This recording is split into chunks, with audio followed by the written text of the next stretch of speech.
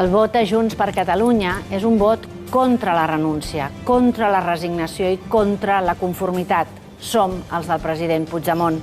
Perquè davant de la repressió de l'Estat no claudicarem i per això ens cal un canvi que és la independència. Alguns postulen un retrobament, que en realitat vol dir rendiu-vos, renuncieu d'una vegada per totes i ens hi neguem.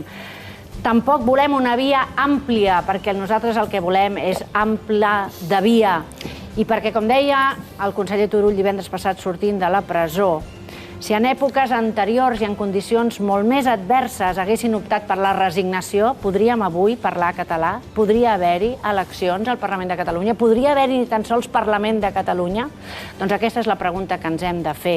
I si jo avui puc ser candidata a les eleccions al Parlament de Catalunya i puc parlar en català, és perquè generacions anteriors mai no es van rendir. Així que no demano el vot pel que hem patit o pel que ens han fet, sinó que demanem un vot per al futur, un vot per la il·lusió, un vot de Junts per Catalunya.